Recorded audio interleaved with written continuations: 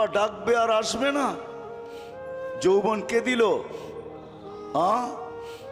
দিতে দেরি পাপ, হারাইতে দেরি হয় না, ঠিক না? দিতে দেরি, আল্লাহকে বলতে দেরি হয় না। আমাদের সমাজ, এই জন্য তো কোরআন বলে ইদা মাসাহুল খায়রু মানুয়া, মানুষ তোরই স্বভাব আজীব, বড় বিদঘুটে স্বভাবের মালিক তুই।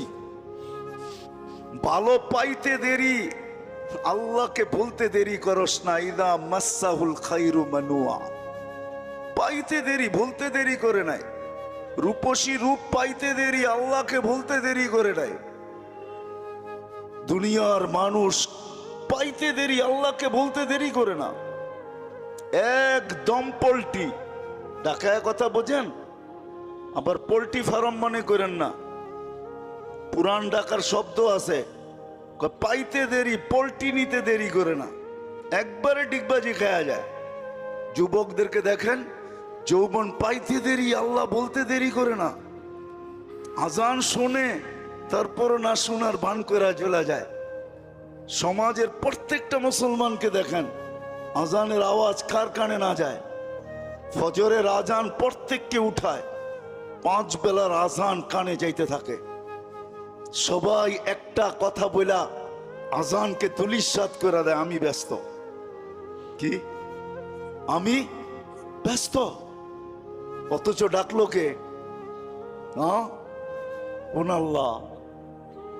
কোন আল্লাহ ডাকলো? আল্লাহর পরিচয় কি? কোন আল্লাহ ডাকলো?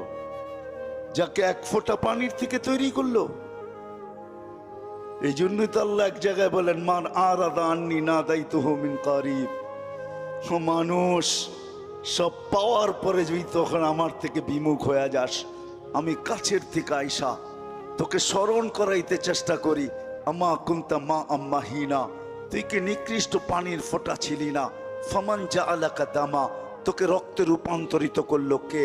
ওমান জাআলাকা মুদগা, রক্তপিণ্ডতে রূপান্তরিত করলো কে? ওমান জাআলাকা ইযামা, তোর কঙ্কালটাকে তৈরি করলো।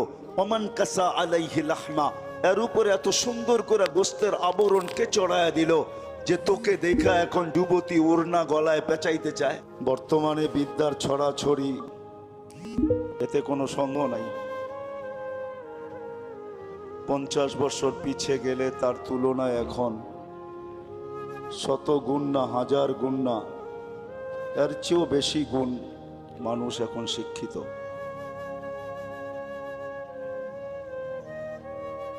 কিন্তু শিক্ষিত হইলেও কি হবে? আসল যে জিনিসটা